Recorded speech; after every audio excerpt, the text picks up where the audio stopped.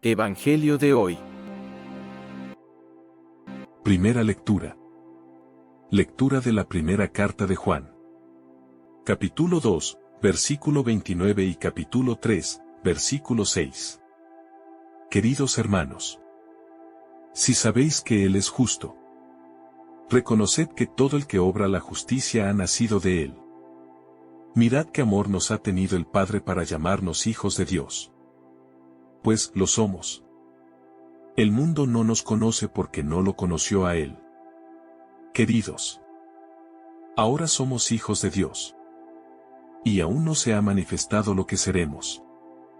Sabemos que, cuando Él se manifiesta, seremos semejantes a Él. Porque lo veremos tal cual es. Todo el que tiene esta esperanza en Él se purifica a sí mismo. Como Él es puro. Todo el que comete pecado quebranta también la ley. Pues el pecado es quebrantamiento de la ley. Y sabéis que Él se manifestó para quitar los pecados. Y en Él no hay pecado. Todo el que permanece en Él no peca. Todo el que peca no lo ha visto ni conocido. Palabra de Dios. Te alabamos, Señor. Salmo responsorial. Los confines de la tierra han contemplado la salvación de nuestro Dios. Cantad al Señor un cántico nuevo, porque ha hecho maravillas. Su diestra le ha dado la victoria. Su santo brazo. Los confines de la tierra han contemplado la salvación de nuestro Dios. Los confines de la tierra han contemplado la salvación de nuestro Dios. Aclama al Señor, tierra entera. Gritad, vitoread, tocad. Los confines de la tierra han contemplado la salvación de nuestro Dios. Tañed la cítara para el Señor. Suenen los instrumentos con clarines y al son de trompetas. Aclamad al Rey y Señor. Los confines de la tierra han contemplado la salvación de nuestro Dios. Lectura del Santo Evangelio según San Juan. Capítulo 1, versículo 29 al 34. Al día siguiente, al ver Juan a Jesús que venía hacia él, exclamó: Este es el Cordero de Dios, que quita el pecado del mundo. Este es aquel de quien yo dije: Tras de mí viene un hombre que está por delante de mí, porque existía antes que yo. Yo no lo conocía, pero he salido a bautizar con agua, para que sea manifestado a Israel. Y Juan dio testimonio diciendo: He contemplado al Espíritu que bajaba del cielo como una paloma, y se posó sobre él. Yo no lo conocía, pero el que me envió a bautizar con agua me dijo: Aquel sobre quien veas bajar el Espíritu y posarse sobre él, ese es el que bautiza con Espíritu Santo. Y yo lo he visto y he dado testimonio de que este es el Hijo de Dios. Palabra del Señor. Gloria a ti, Señor Jesús. Reflexión. Queridos hermanos, hoy nuestra Iglesia Católica celebra el Día del Santísimo Nombre de Jesús, una conmemoración que nace de una profunda devoción difundida por San Bernardino de Siena. Este santo predicador impulsó con gran fervor el amor y el respeto al nombre de Jesús, invitando a los fieles a llevarlo en el corazón y en la vida diaria. San Bernardino hizo muy conocido el monograma IHS, que solía mostrar en una tablilla adornada, con la imagen del nombre de Jesús rodeado de luz. Estas letras son una forma abreviada del nombre de Jesús en griego y, con el paso del tiempo, también se interpretaron en latín como Jesús Hominum Salvator, es decir, Jesús, Salvador de los hombres. También conmemoramos a San Antero, Papa y mártir. San Antero es una figura resplandeciente en la historia de la Iglesia primitiva. De origen griego, su pontificado fue uno de los más cortos de la historia, durando apenas 40 días, desde noviembre de 235 hasta enero de 236. A pesar de la brevedad de su mando, su labor fue de una importancia estratégica para la memoria cristiana. Vivió bajo la persecución del emperador Maximino el Tracio, un gobernante que dirigió su furia específicamente contra los líderes de la Iglesia. El gran aporte de Antero fue su preocupación por la historia y el testimonio de fe. Ordenó que las actas de los mártires, los relatos de los juicios y muertes de los cristianos, fueran recolectadas por los notarios de la Iglesia y custodiadas en los archivos para que no se perdieran.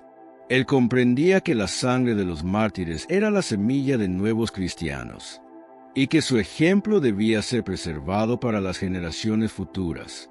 Por esta diligencia, fue martirizado. Tiene el honor de ser el primer papa sepultado en la famosa cripta de los papas, en las catacumbas de San Calisto, donde su epitafio original en griego fue descubierto en el siglo XIX.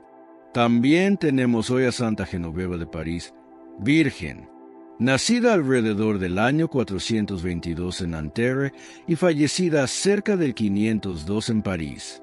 Genoveva es una de las figuras más emblemáticas de la cristiandad francesa. Hija de nobles galo-romanos, su vida cambió cuando, siendo niña, San Germán de Auxerre reconoció en ella una vocación especial. A los 15 años se consagró como virgen, pero no en un convento, sino viviendo su ascesis en medio de la ciudad, dedicándose a la oración y a la caridad. Su fama de santidad creció gracias a su carisma de sanación y sus visiones místicas, pero sobre todo por su valentía civil. En el año 451, cuando los hunos liderados por Atila avanzaban hacia París, Genoveva convenció a los habitantes de no huir y de confiar en la protección divina a través del ayuno y la oración. Milagrosamente, Atila desvió su camino. Años más tarde, durante el sitio de los francos, ella misma organizó convoys de barcos por el río Sena para traer alimentos a la ciudad hambrienta. Es la patrona de París, y su vida demuestra cómo la santidad puede transformarse en una fuerza social para salvar a un pueblo. También hablamos de San José María Tomasi, cardenal teatino, nacido en Licata, Sicilia, en 1649. José María pertenecía a la ilustre familia de los Lampedusa. Sin embargo, movido por un profundo desapego de las glorias mundanas, renunció a sus títulos de nobleza y a su inmensa herencia en favor de su hermano, para ingresar en la orden de los clérigos regulares teatinos. Fue un hombre de una erudición asombrosa. Se le conoce como el príncipe de los liturgistas, porque dedicó su vida al estudio de los textos antiguos de la Iglesia, rescatando fuentes litúrgicas que se creían perdidas. Sus investigaciones fueron precursoras de la reforma litúrgica, que la Iglesia viviría siglos después. A pesar de su deseo de anonimato y humildad, el Papa Clemente XI lo nombró cardenal en 1712, obligándolo por obediencia a aceptar el cargo. Como cardenal, continuó viviendo con sencillez, enseñando catecismo a los niños y ayudando a los pobres. Fue canonizado por San Juan Pablo II en 1986, quien lo propuso como modelo de amor a la liturgia y a la Iglesia. Por otro lado, hablemos de San Telésforo, papa y mártir. Este ocupó la silla de Pedro aproximadamente entre los años 125 y 136. Durante los reinados de los emperadores Adriano y Antonino Pío, de origen griego, pero con una fuerte formación en la tradición de los eremitas. Se le atribuye la institución de importantes tradiciones litúrgicas, que conservamos hasta hoy. Se dice que fue el quien introdujo el canto del Gloria in excelsis Deo en la misa de Navidad, y quien reglamentó el ayuno de las 7 semanas antes de la Pascua, la Cuaresma. Su pontificado fue un tiempo de lucha contra las primeras herejías gnósticas, manteniendo la pureza de la fe recibida de los apóstoles. San Ireneo de León lo menciona específicamente como un mártir glorioso, siendo uno de los pocos papas de los primeros siglos, de quien se tiene certeza absoluta de su martirio por causa de Cristo. Su vida une la mística del desierto, con la responsabilidad de guiar a la Iglesia universal en tiempos de prueba. En la primera lectura nos dice: si sabéis que Él es justo, reconoced que todo el que obra la justicia ha nacido de Él. Cuando un niño nace, es natural buscar en él los rasgos de sus padres, ya sea en el color de los ojos, en la forma de sonreír o en los gestos de las manos. Decimos con alegría que ese niño se parece a su padre. Pues bien, San Juan nos dice que en la vida del Espíritu sucede algo muy similar. Dios es esencialmente justo, porque la justicia de Dios no es otra cosa que su amor puesto en acción, su fidelidad a las promesas y su bondad infinita, que siempre busca el bien de sus hijos. Por lo tanto, si nosotros decimos que somos hijos de Dios, esa herencia divina debe notarse en nuestra forma de actuar. Obrar la justicia no es simplemente cumplir con un código de reglas, o evitar hacer el mal por miedo al castigo. Es, en realidad, dejar que la vida de Dios que recibimos en el bautismo fluya a través de nuestras manos y de nuestras palabras. Nacer de Dios es un misterio de amor que transforma nuestra naturaleza más profunda. No es un cambio externo, como que se pone una ropa nueva, sino que es una transformación que ocurre desde adentro hacia afuera, cuando el apóstol nos dice que todo el que obra la justicia ha nacido de Él. Nos está dando una clave para reconocer la presencia de Dios en el mundo y en nosotros mismos.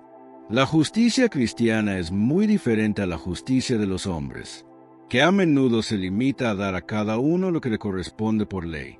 La justicia que nace de Dios es una justicia que abraza, que perdona, que ayuda al que no tiene nada, y que busca la paz incluso cuando es difícil encontrarla. Por eso, obrar la justicia es tratar a los demás con la misma ternura y misericordia con que Dios nos trata a nosotros.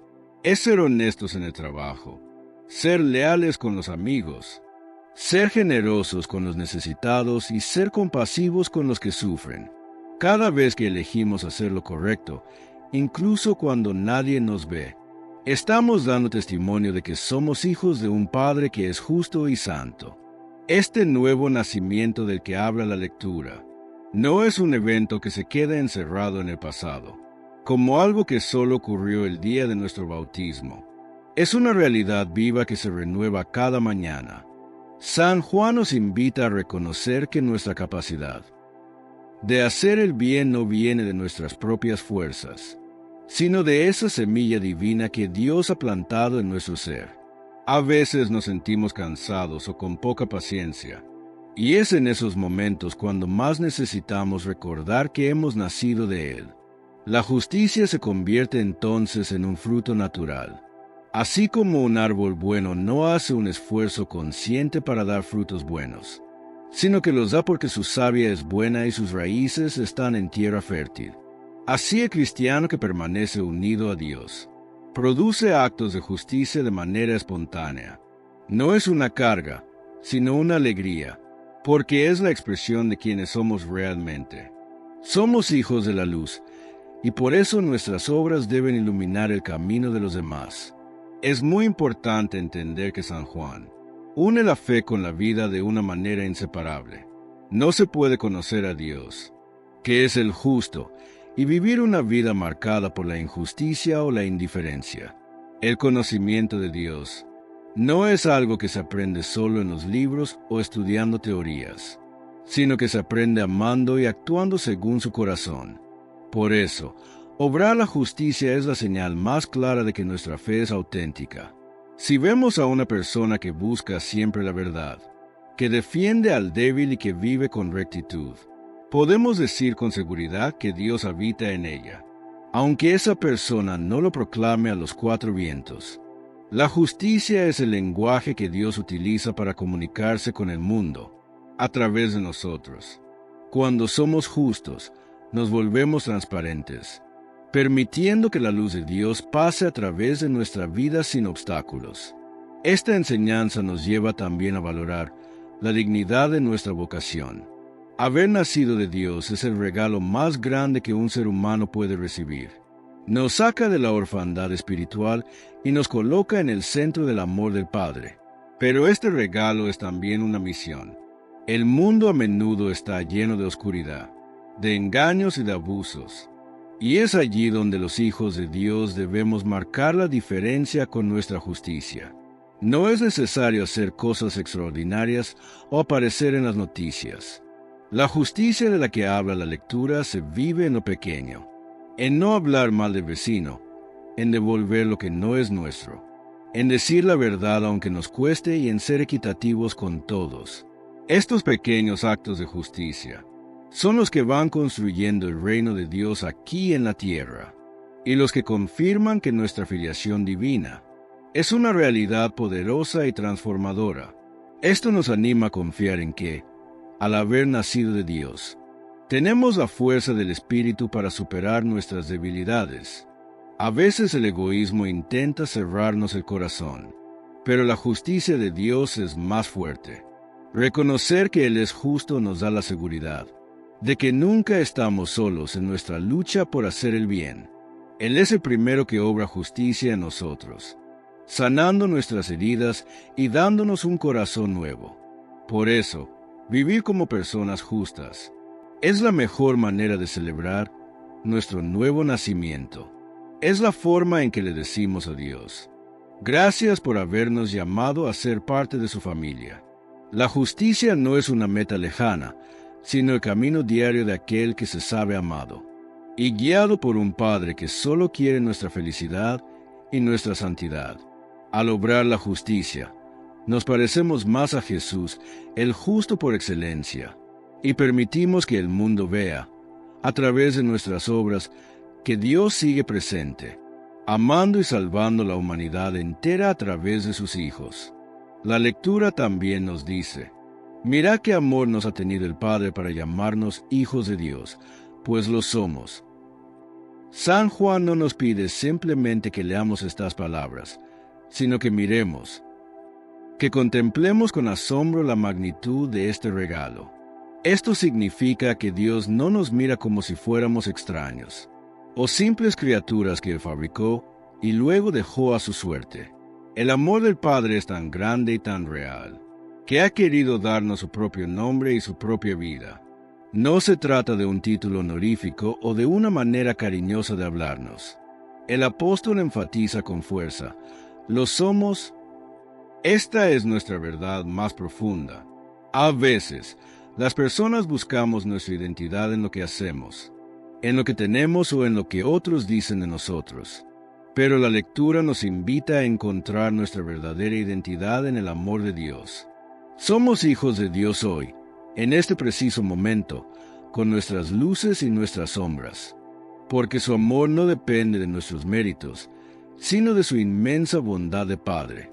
Este amor del Padre es un amor que nos precede y que nos sostiene, antes de que nosotros pudiéramos amar a Dios, o incluso antes de que pudiéramos pedirle algo. Él ya nos había amado, y ya había decidido que fuéramos parte de su familia.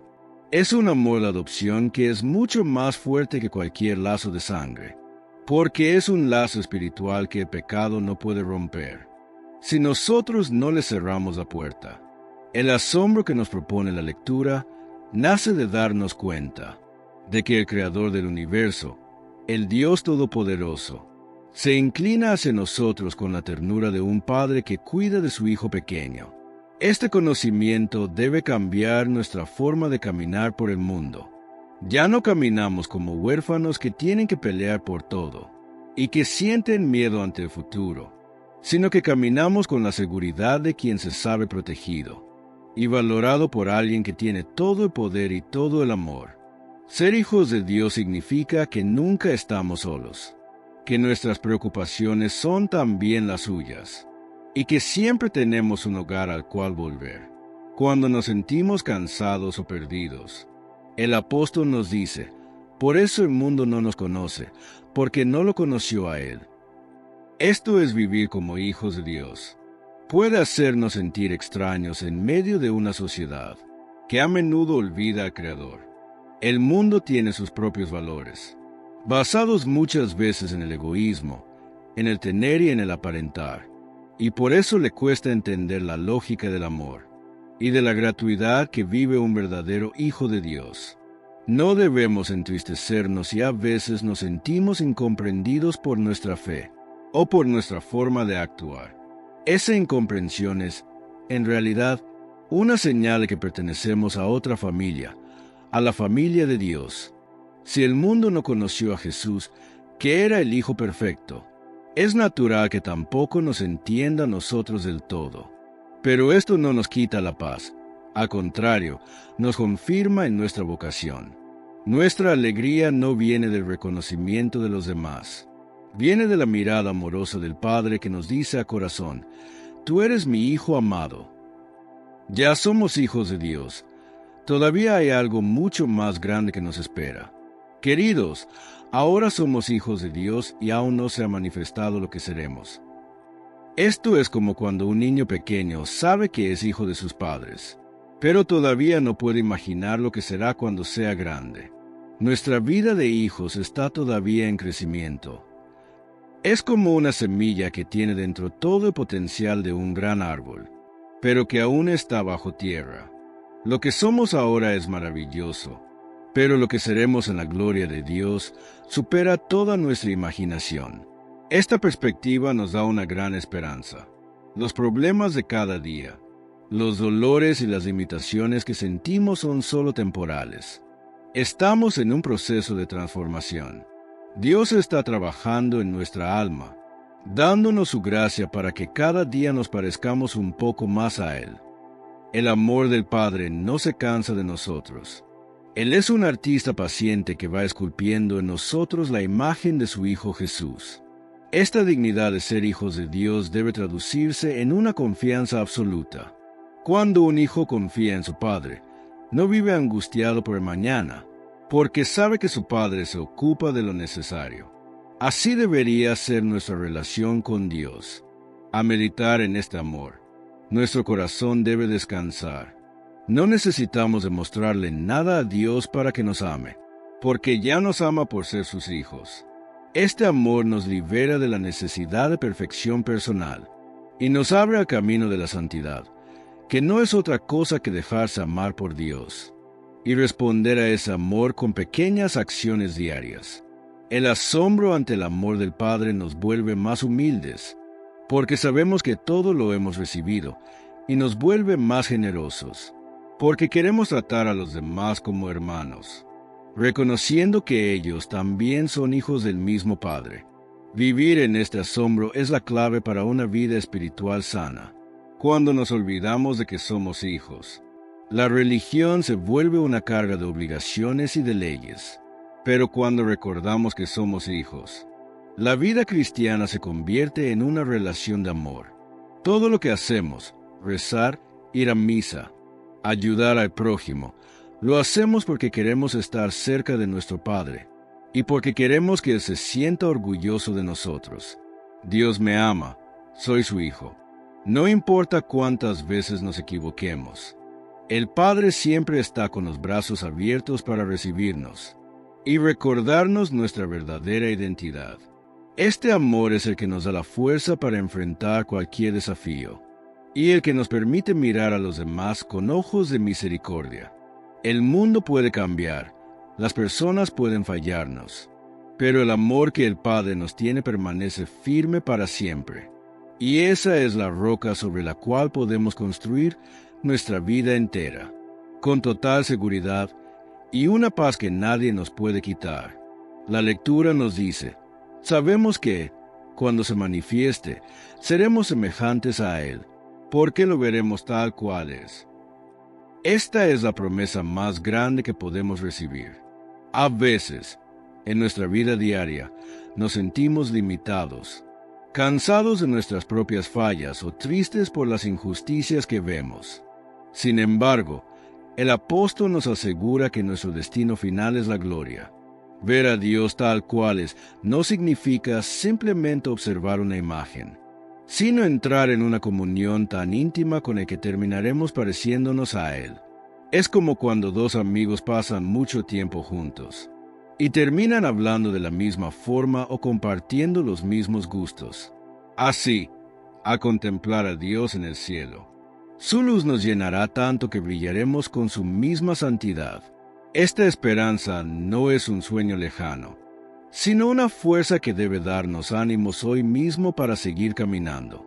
Esta esperanza de ver a Dios tiene una consecuencia muy práctica en nuestra vida aquí en la tierra. El apóstol nos dice con mucha sencillez: todo el que tiene esta esperanza en Él se purifica a sí mismo, como Él es puro.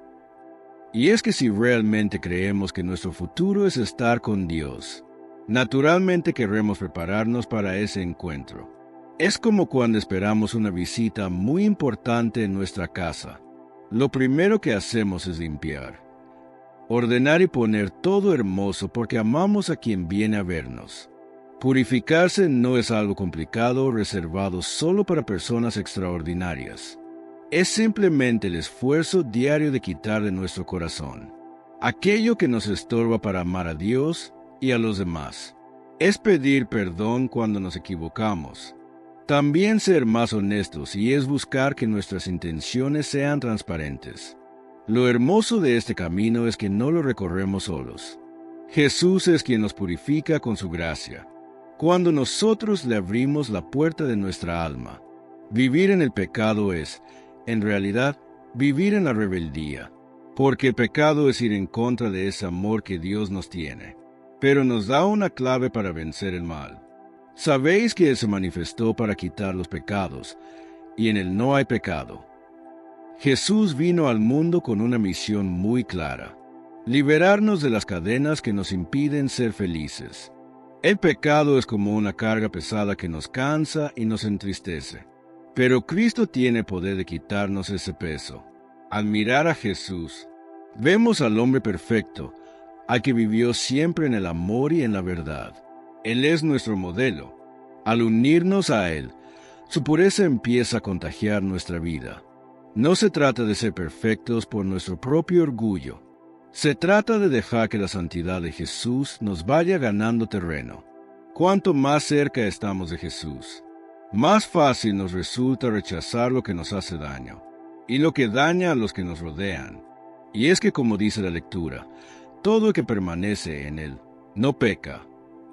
Permanecer en Jesús es mantener una relación constante con Él, como la rama que está unida al tronco para recibir la savia.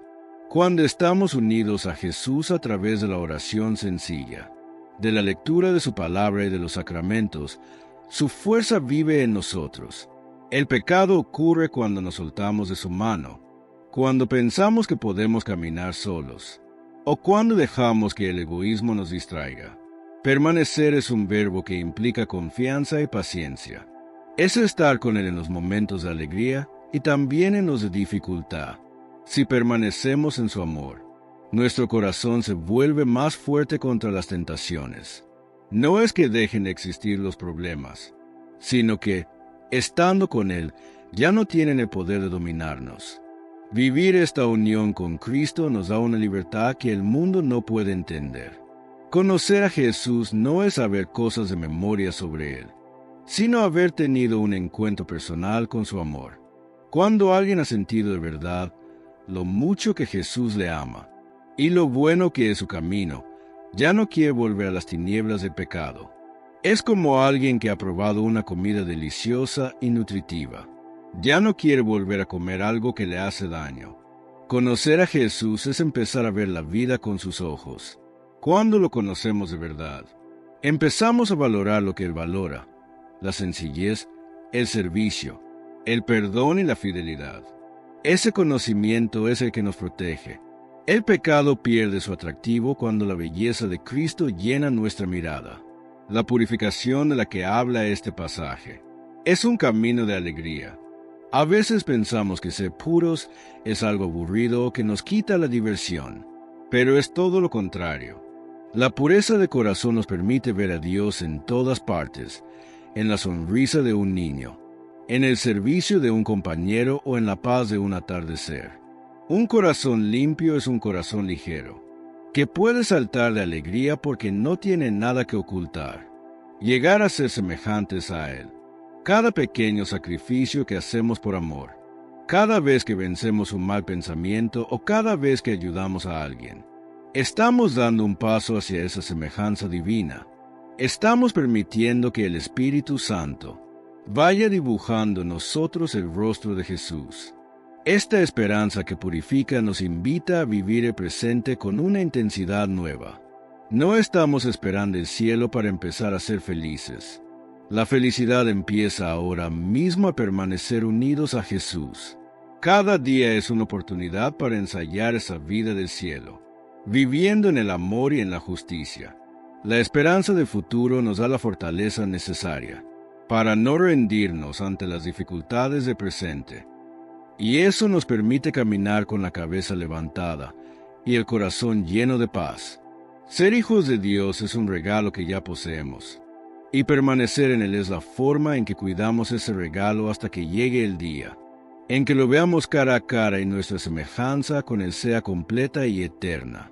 Por otro lado, en el Evangelio de hoy, este es el Cordero de Dios que quita el pecado del mundo. Para entender esto con un corazón sencillo, debemos pensar en lo que significaba un cordero para las personas de aquel tiempo. El cordero era el animal que representaba la inocencia, la mansedumbre y, sobre todo, el sacrificio. Cuando alguien sentía que su relación con Dios se había roto por sus errores, se ofrecía un cordero como señal de arrepentimiento. Pero Juan nos anuncia algo totalmente nuevo. Jesús es el Cordero de Dios. Esto quiere decir que no es un regalo, que nosotros le hacemos a Dios para convencerlo de que nos perdone, sino que es Dios mismo quien nos hace el regalo de su Hijo, para decirnos que ya estamos perdonados.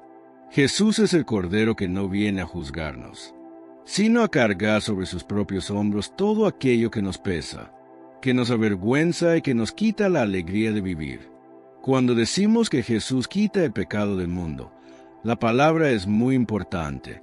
No dice que Jesús simplemente ignora nuestras faltas, o que las esconde debajo de una alfombra para que no se vean.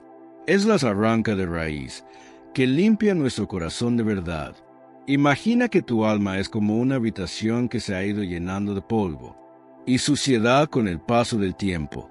Jesús no entra para regañarte por el desorden, sino que entra con una luz inmensa, y con sus propias manos empieza a limpiar cada rincón, hasta que todo vuelve a brillar. El pecado, en el fondo, es todo aquello que nos separa del amor, lo que nos hace daño a nosotros mismos y lo que lastima a los demás. Jesús, al ser el Cordero de Dios, se entrega por completo para que esa separación se termine.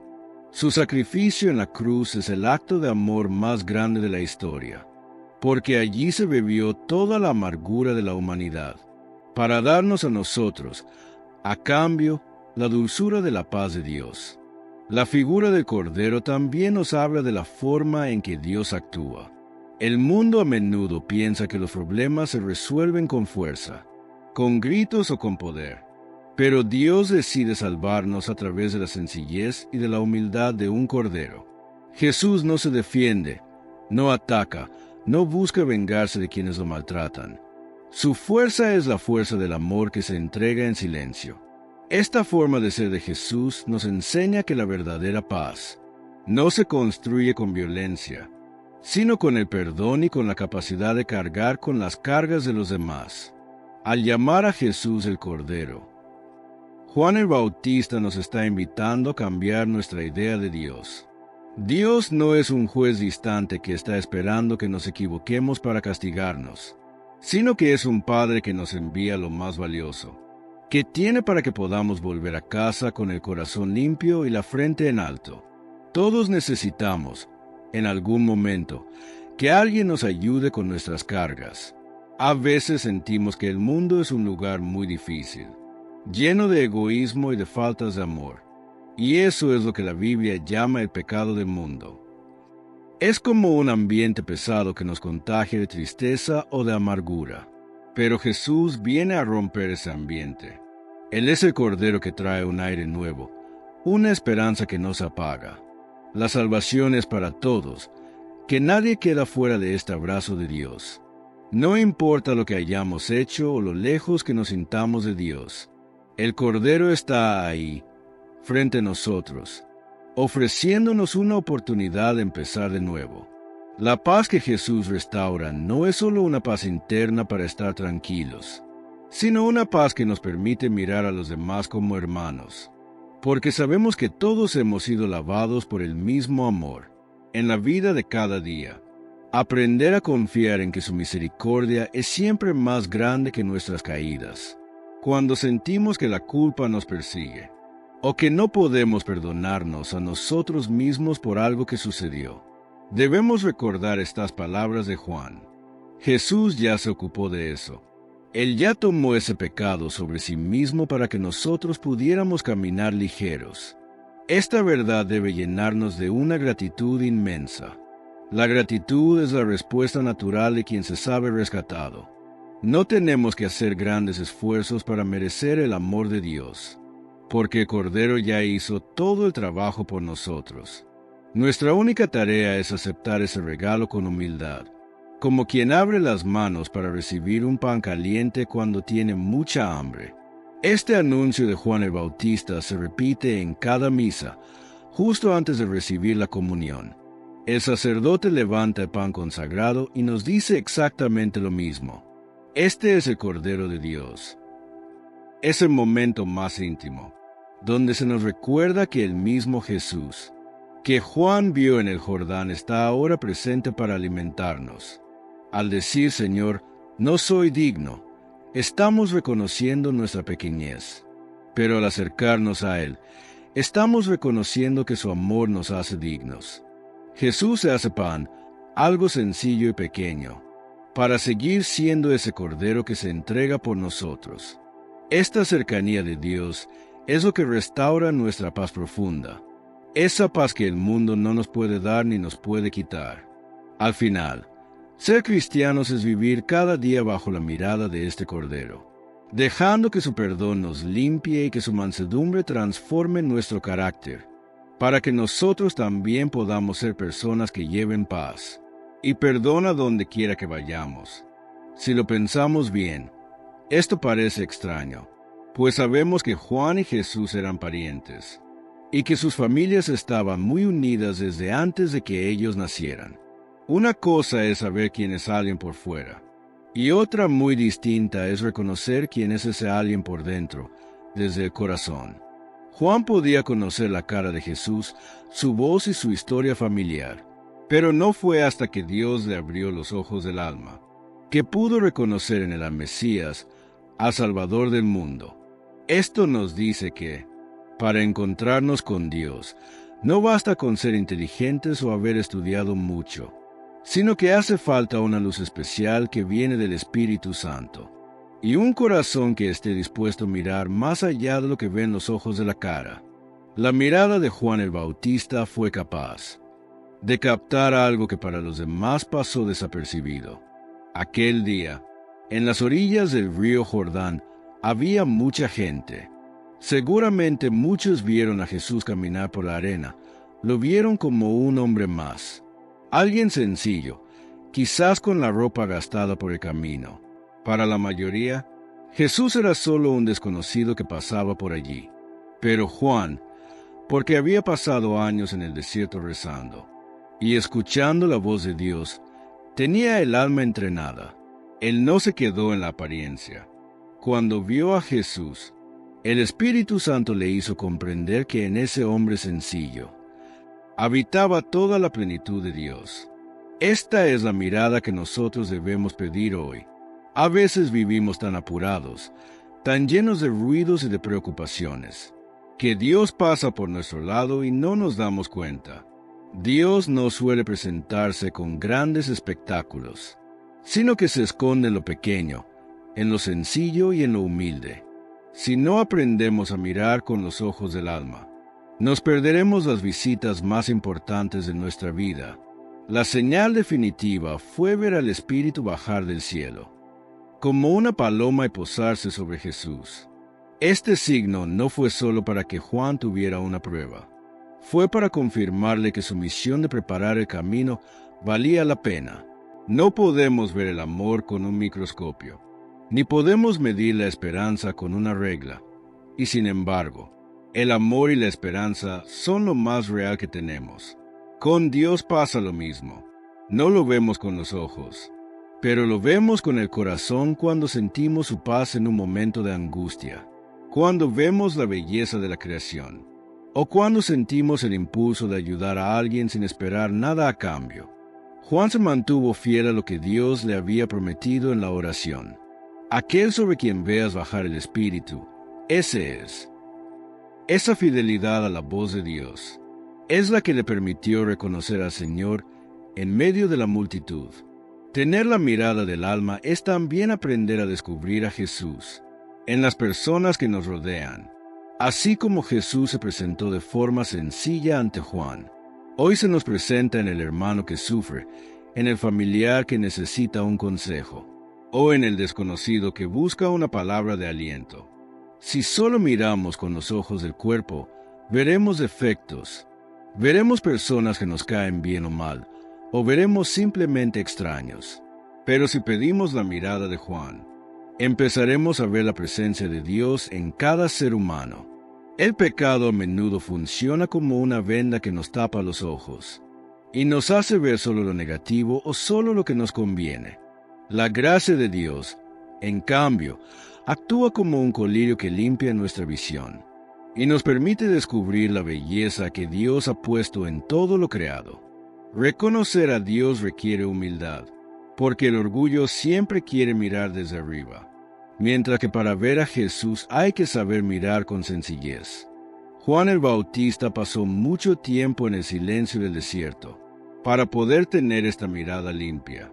El silencio es fundamental. En el mundo de hoy, donde hay tantas pantallas, tantas noticias y tanto alboroto, el alma se aturde.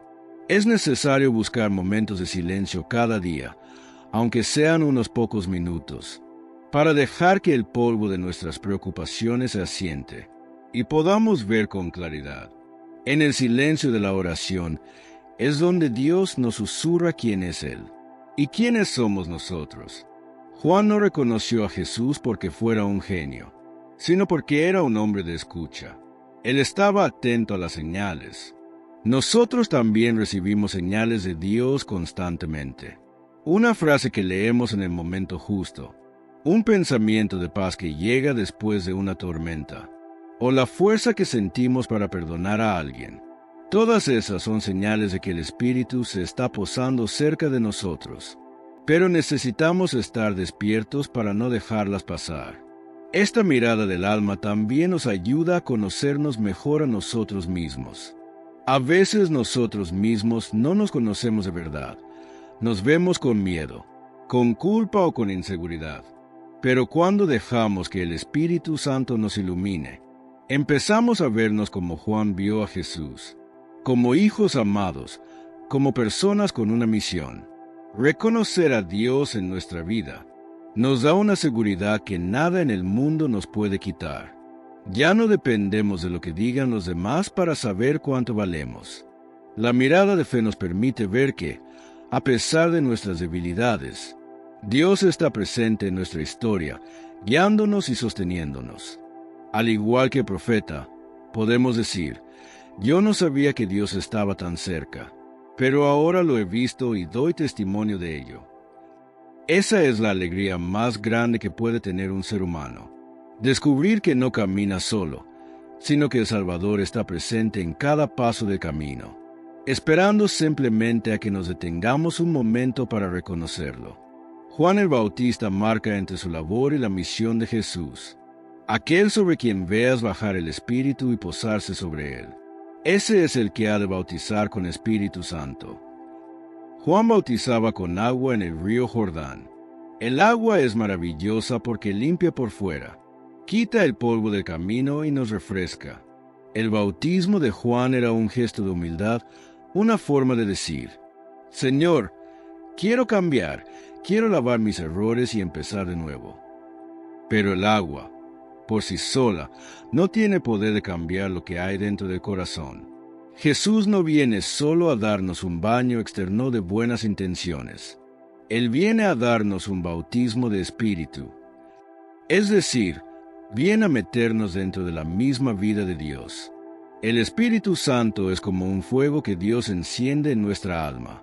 Si el agua limpia, el fuego transforma. Piensa en un trozo de hierro. Por más que lo laves con agua, seguirá siendo un metal frío y duro. Pero si metes ese hierro en el fuego, el hierro empieza a cambiar. Se vuelve brillante, se ablanda y termina pareciéndose al mismo fuego. Eso es lo que Jesús hace con nosotros a través del Espíritu Santo. No solo nos perdona las faltas, sino que entra en nosotros para cambiarnos por completo. Nos da un corazón nuevo, unos sentimientos parecidos a los de Jesús, y una fuerza que nosotros no tenemos por nuestra cuenta. El Espíritu Santo es la energía de Dios. Es el amor de Dios puesto en acción dentro de cada uno de nosotros. Por eso, el bautismo que trae Jesús es definitivo, porque no se queda en la superficie, sino que llega hasta lo más profundo de nuestro ser para hacernos criaturas nuevas. Muchas veces intentamos ser buenos cristianos usando solo nuestras propias fuerzas. Nos ponemos metas, tratamos de no enojarnos, intentamos ser generosos. Pero a menudo nos cansamos y fallamos porque nuestra fuerza de voluntad es limitada. Jesús nos ha sumergido en su Espíritu, para que sea Dios quien actúe a través de nosotros. Es quien nos da el valor para perdonar cuando nos cuesta, quien nos da consuelo cuando estamos tristes, y quien nos da las palabras justas cuando alguien necesita un consejo. Jesús nos llena de su propia paz y de su propia alegría, para que ya no vivamos desde el miedo, sino desde la confianza de ser hijos de Dios. La lectura nos dice: y yo lo he visto y he dado testimonio de que este es el Hijo de Dios. Nadie puede ser un testigo de verdad si no ha tenido primero la experiencia de ser tocado por el Espíritu. Un testigo no es alguien que cuenta una teoría que leyó en un libro, sino alguien que cuenta lo que ha visto y lo que ha vivido. Cuando dejamos que el Espíritu de Jesús trabaje en nosotros, nuestra propia vida se vuelve un mensaje para los demás. No hace falta dar grandes discursos. La gente nota cuando una persona tiene algo diferente. Una paz que no es de este mundo. Una paciencia que no es normal o una alegría que brilla incluso en los problemas. Ese algo es el Espíritu Santo que se nota en nuestras acciones. Jesús nos bautiza para que seamos sus manos en el mundo, sus pies que caminan hacia el necesitado y su corazón que ama a todos sin distinción. Vivir bajo este bautismo de Espíritu significa también vivir en una constante novedad. El agua se estanca si no corre, pero el Espíritu es como un viento que siempre sopla y siempre renueva. A veces nuestra fe se puede volver rutinaria o aburrida, pero si le pedimos a Jesús que renueve su Espíritu en nosotros, todo vuelve a tener sentido. El Espíritu Santo nos ayuda a leer la Biblia y sentir que Dios nos está hablando hoy. Nos ayuda a ir a misa y sentir que realmente nos estamos encontrando con un amigo. Nos ayuda a mirar a nuestra familia y descubrir en ellos un regalo de Dios. Amén. Por último, vamos a leer algunos de sus comentarios. Adela pide misericordia por las almas del purgatorio, especialmente por su mamá María Teresa Gutiérrez Soto, su hermanita María de Jesús Bautista Gutiérrez, su papá Agustín Bautista y por todas las almas olvidadas. También pide por los hermanos enfermos que agonizan o están solos. Hermana Adela, tu súplica nace del amor y Dios la escucha. Confiamos a tus seres queridos y a todas las almas del purgatorio a la misericordia infinita del Padre. Que el Señor les conceda el descanso eterno y la luz perpetua. Presentamos también a los enfermos que sufren en soledad, para que no les falte consuelo, y tengan esperanza y la certeza de que Cristo, Camina con ellos incluso en el momento más difícil. Beatriz pide oración por sus hijos y por sus nietos, para que Dios los ayude en su camino. Hermana Beatriz, ponemos a tus hijos y nietos bajo la mirada amorosa de Dios, que los proteja de todo mal, ilumine sus decisiones, y los sostenga cuando se sientan débiles, que crezcan firmes en la fe, rodeados de amor y guiados siempre por la verdad. María Isabel pone toda su situación en las manos de Dios. Hermana María Isabel, al entregarlo todo al Señor haces un acto profundo de confianza. Dios conoce tu historia, tus luchas y tus silencios. Que Él obre en tu vida, te regale paz interior y te dé la fuerza necesaria para seguir adelante sin perder la esperanza. Albania agradece a Dios y pone en sus manos a su familia, y pide por todos los enfermos, especialmente la de Henry Ramírez. Hermana Albania, tu gratitud abre el corazón de Dios. Presentamos a tu familia y a todos los enfermos ante el Señor, especialmente a Henry Ramírez. Que su poder sanador actúe, que la fe no se debilite y que la paz de Cristo habite en cada uno de ustedes. Santos pide oración por él y por su familia. Hermanos santos, ponemos tu vida y la de tu familia en manos de Dios. Que el Señor los cubra con su protección, fortalezca los lazos de amor y haga de su hogar un espacio de fe, respeto y unidad. María Luisa pide oración por la salud de su hijo. Hermana María Luisa, llevamos a tu hijo ante Jesús, que conoce cada dolor y cada necesidad. Que el Señor lo toque con su mano sanadora, le conceda alivio y fortaleza, y a ti te regale paz y confianza mientras esperas. José da gracias a Dios y pide bendiciones para su familia. Hermano José, damos gracias a Dios contigo. Que el Señor bendiga a tu familia, los cuide en cada paso y los mantenga unidos. Que nunca falten la fe, el pan cotidiano y el amor sincero en su hogar. María pide por la conversión de sus hijas, por su salud y por su esposo que padece cáncer. Hermana María, presentamos a tus hijas para que el Espíritu Santo toque sus corazones. Ponemos también tu salud y la de tu esposo en manos del Señor. Que Él conceda sanación, fortaleza en la prueba y una fe firme que lo sostenga cada día. Manuela pide sanación para sus rodillas. Hermana Manuela, Jesús conoce tu dolor y tu cansancio. Que el Señor te conceda alivio, fuerza y paciencia. Que tu cuerpo sea restaurado y tu corazón permanezca lleno de confianza en Dios. Carmen pide liberación, paz y trabajo para su hijo y bendición para su familia. Hermana Carmen, ponemos a tu hijo y a toda tu familia bajo la protección de Dios. Que el Señor libere su corazón de toda carga, le abra puertas de trabajo digno y lo llene de paz. Tu oración perseverante es fuerza que Dios transforma en bendición. Victoria pide por la paz, la unidad y el amor en su familia. Hermana Victoria, que el Señor reine en tu hogar, que sane heridas, restaure relaciones y fortalezca la unidad familiar. Que el amor de Dios sea el centro que los mantenga firmes y unidos. Del Carmen pide liberación del miedo, la ansiedad y el pánico. Hermana del Carmen, Jesús está contigo en medio de tu lucha. Que Él calme tu mente, fortalezca tu corazón y te conceda serenidad. Que sienta su presencia que sana, consuela y sostiene. Lidia pide por su salud, por su hija Nayeli, su familia y sus nietos. Hermana Lidia, presentamos tu salud y a toda tu familia ante Dios. Que el Señor los proteja, los sane y los acompañe en cada etapa de su vida. Que nunca falte su gracia en tu hogar. María Rosario agradece por el trabajo de Jesús Chávez y por su familia. Hermana María Rosario, damos gracias a Dios por el sustento diario. Que el Señor continúe proveyendo, bendiciendo a tu familia y cuidando a tus hijas aunque estén lejos. Que la gratitud fortalezca tu fe. Noemí pide oración por la bebé Lenita Bertinati, recién nacida con un tumor en el cerebro. Hermana Noemí, ponemos a la pequeña Elenita en las manos del Señor.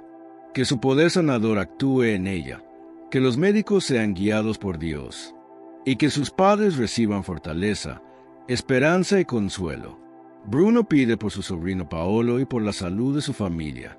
Hermano Bruno, presentamos a Paolo para que se acerque a Dios y encuentre luz en su camino. Que tu familia sea bendecida con salud, paz y una fe que los mantenga unidos. Enilsa pide que sus hijas formalicen su unión en matrimonio católico. Hermana Enilsa, que el Señor guíe a tus hijas hacia el sacramento del matrimonio. Que sus hogares se construyan sobre la fe, el respeto y el amor verdadero, bajo la bendición de Dios. Piedad pide oración por Carlos, por su hija Noemí y por su nieta Gabriela. Hermana Piedad, presentamos a Carlos, Noemí y Gabriela ante el Señor. Que Él los cuide, los fortalezca y los llene de su gracia en cada necesidad. Amelia agradece por su recuperación y pide sanar la relación con sus hijos. Hermana Amelia, damos gracias a Dios por tu sanación. Que el Señor restaure también los lazos familiares. Toque el corazón de tus hijos y los conduzca por caminos de fe y vida nueva. Isabel pide por su hija Alejandra Isabel Ulloa Bueso, para que salga bien el parto. Hermana Isabel, ponemos a tu hija y a su bebé en manos del Señor. Que el parto sea bendecido. Que todo transcurra en paz y que la nueva vida llegue rodeada de amor y protección. Marta pide conversión y sabiduría para su familia. Hermana Marta, que el Señor toque los corazones de tu familia. Que conceda conversión sincera, sabiduría para educar y unidad para caminar juntos en la fe. Marisol pide protección para sus hijos y nietos y bendición para el nuevo año. Hermana Marisol, que este nuevo año esté lleno de la presencia de Dios. Que proteja a tus hijos y nietos, los guíe y los bendiga abundantemente. Cirila pide sanación y ayuda para su hija. Hermana Cirila, Dios conoce tu dolor y tus preocupaciones. Que Él sane tu cuerpo y guíe a tu hija en sus estudios y decisiones. Que su luz ilumine su camino. Marta Lucía pide sanación para Esmeralda Rangel Meneses. Hermana Marta Lucía, ponemos a Esmeralda en las manos del Señor. Que se cumpla su santa voluntad y que no falten la paz, la fortaleza y la esperanza. Mónica pide por su familia, por los enfermos, por Argentina y por las almas. Hermana Mónica, presentamos a tu familia, a los enfermos y a tu nación ante Dios. Que el Señor tenga misericordia, conceda paz, justicia y consuelo, y no abandone a su pueblo. Margarita pide fe, esperanza y unión para varias familias. Hermana Margarita, que el Señor bendiga a cada una de esas familias. Que reine la fe, la esperanza y la unidad, y que la voluntad de Dios se cumpla en sus vidas. Acoge, Padre Santo, todas estas peticiones, que te la entregamos, por Jesucristo nuestro Señor. Amén. Si este mensaje ha tocado tu corazón, compártelo con tus familiares, con tus amigos, dale me gusta a este video. Es esa mano con el pulgar arriba, un botoncito que puedes ver al lado del botón de suscribirse, para seguir creciendo juntos en la fe, día a día, guiados por el Evangelio. Y si aún no lo has hecho, te invito a suscribirte a este canal. Les deseo a todos, hermanas y hermanos, una feliz Navidad y un próspero año, lleno de amor, paz, salud y bienestar para cada uno de ustedes. Dios les bendiga. Oremos. Padre Santo, te pedimos por todos los hermanos que nos dejan su petición de oración. Escucha nuestras súplicas y ten misericordia de nosotros. Sabemos que eres un Dios de piedad y confiamos en tu amor y compasión. Te entregamos nuestros enfermos, a los que sufren diariamente y que buscan en ti la sanación del alma y del cuerpo, por las familias que necesitan reconciliación y por todos los que claman tu ayuda, por los que no tienen empleo, por los que pasan hambres, por aquellos donde sus países viven en guerra. Te pedimos sanación, consuelo y fortaleza, que tu luz nos guíe y que tu voluntad se haga en nuestras vidas. Gracias por tu amor y por siempre estar a nuestro lado. Que María, nuestra Madre, interceda por nosotros en nuestro camino de fe. Que la bendición de Dios, Padre, Hijo y Espíritu Santo, esté siempre con ustedes. Que así sea. Estuvo con ustedes su hermano, Miguel Ángel Tamayo. Oración al Padre nuestro. Padre nuestro que estás en el cielo. Santificado sea tu nombre. Venga a nosotros tu reino. Hágase tu voluntad. En la tierra como en el cielo. Danos hoy nuestro pan de cada día. Perdona nuestras ofensas, como también nosotros perdonamos a los que nos ofenden. No nos dejes caer en la tentación, y líbranos del mal. Amén. Si quieres que oremos por ti, te dejaremos un enlace en la descripción. O si lo prefieres en la cajita de los comentarios.